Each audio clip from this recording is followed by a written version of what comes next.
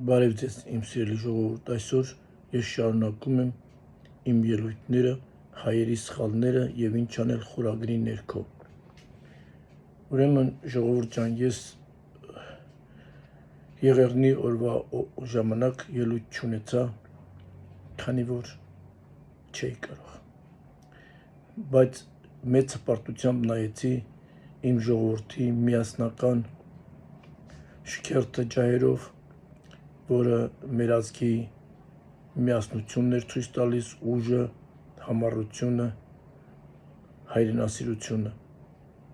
եւ այն, որ մենք չենք մոռացել ոչ մեկի եւ ոչ մի բան։ Հպարտ էի, բայց ավաղ հպարտությունս ինչ որ չափով նսեմացավ, երբ տեսա, թե ինչպես մեր մի քանի ջահելներ տակ գլխով այրում էին Թուրքիայի եւ Ադրբեջանի դրոշները։ Ժողովուրդ ջան, դա ասեմ ինչի ինձ հիասթափություն պատճառեց։ Այլ ազգի խորհրդանիշները վարկաբանում են այն մարդիկ, ովքեր թույլ են, այն պետությունները, որոնք վախենում են։ Դա վախկոտի ազդանշան է։ Ես համոզված եմ, որ մեր ժողովուրդը այդ դրոշները այրողները վախկոտներ չէին, բայց այրեցին։ Այդպիսի բան անել չի կարելի, ժողովուրդ, դրանով մենք ցույց ենք տալիս մեր վախը թշնամու նկատմամբ։ Այդպես է վարվում Ադրբեջանը, երբ վերացնում է հայկական մշակույթի կոթողները։ Ուղղակի նա վախենում է, դրանով ցույց է տալիս իր վախը հայ մշակույթի նկատմամբ։ Վախենում է, ուղղակի սարսափում է, հայոց խաչը տեսնելով նրանք գիշերը չեն քնում, սարսափած երազներ են տեսնում, ինչ որ սարսափելի երազներ, այո, եւ տանջվում են։ Ահա թե ինչու նրանք իրենց թուլությունն են ցույց տալիս եւ քանդում են մեր կոթողները։ Նրանք չեն ուզում, որ տեսնեն մարդիկ, այլ մարդիկ, օտարները, մեր առավելությունը, չէ որ մեր կոթողները մի քանի անգամ գեղեցիկ են, հզոր,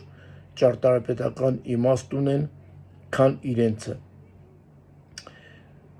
Ահա թե ինչու են նրանք ոչնչացնում մեր մշակույթը, բայց մենք ադրբեջանցիներ կամ թուրքեր չենք։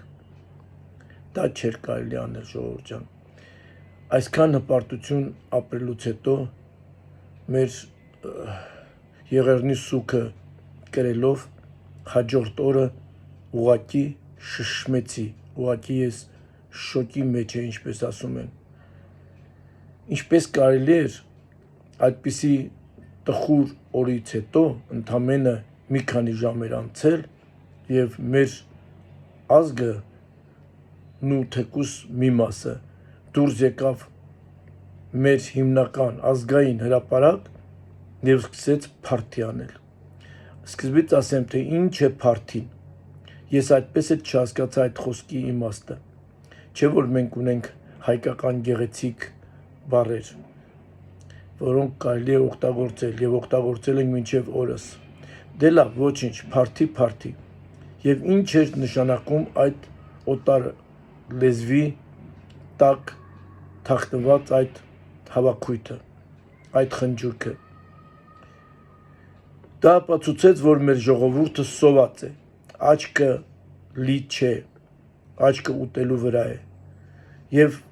ամենացավալին այն էր, որ դա ապացուցեց, որ մեր ընտրած կառավարությունը վարչապետի հետ եւ իր ամբողջ կազմի հետ սոված են։ Աչքները ձրի ինչ որ բան ուտելն է։ Նրանք կյանքում կարծես խորոված չեն տեսել։ Նրանք կյանքում կարծես խորովածի կրակի մոտ չեն կանգնել, չեն ուրախացել, կենացներ չեն խմել։ Նրանք ուղղակի գիշեր-ցերեկ մտածում են, թե ինչպես լցնեն իրենց փորը։ Դա լափամանի մի մեծ տաշտ էր ներկայացնում մեր հրապարակը, որտեղ լափում էին սոված գազանները խժռելով այն, ինչ տեսնում էին։ Եթե հնարավոր լիներ, մանգալներն էլ կուտեին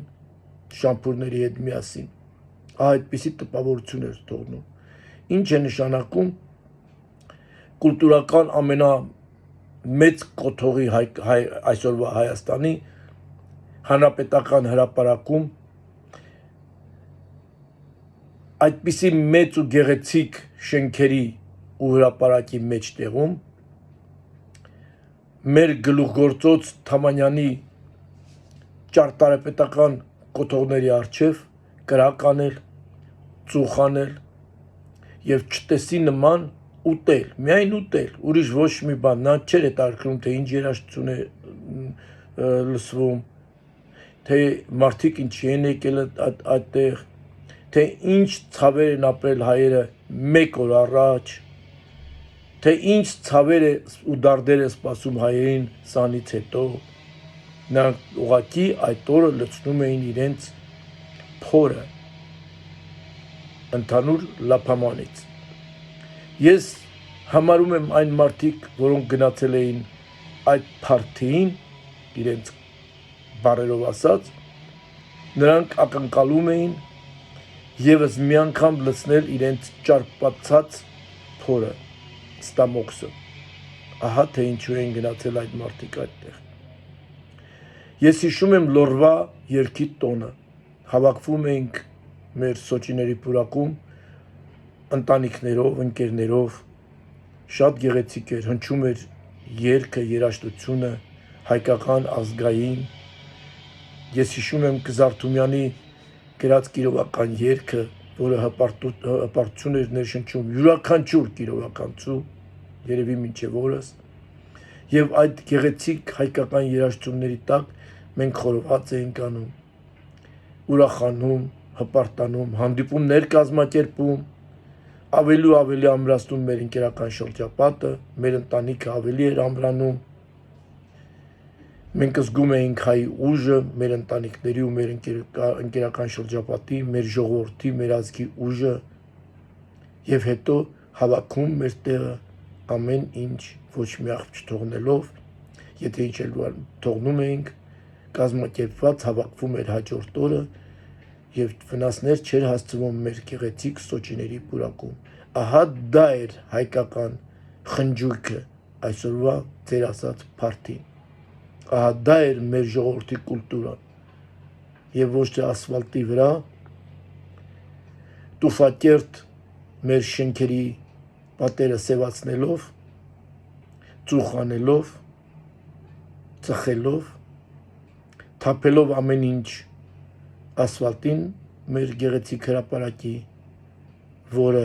Թամանյանը դրա համար չէր ստեղծել, եւ համոզված եմ, որ հյուրերը, որոնք ներկա էին այդտեղ հեռանալուց, նրանք ոչ թե պետք է պատմեն մեր ազգի բարձր կուլտուրայի մասին, այլ մեր ազգի վայրենի ապրելակերպի մասին։ Ահա թե ինչու խորը հիասթափություն ապրեցի մեր ժողովրդից, եւս մի անգամ խորը հիասթափություն ապրեցի մեր պարոն Փաշինյանից եւ նրա ընկերներ բոլոր պարոններից։ Նորից նշեմ, որ ես պարոն եմ անվանում այն մարդկանց, որոնց այդքան էլ չեմ ընդունում, չեմ հարգում, որովհետեւ պարոնը իմ ընկերը լինել չի կարող։ Իմ հայրենակիցը ինձ համար պարոն լինել չի կարող։ Ես հավասարն եմ այն բոլոր հայերի, որոնք իմն են, իմ ընկերները, իմ ժողովուրդը, իսկ պարոնները հեռու են ինձանից։ Այսքանը այսօր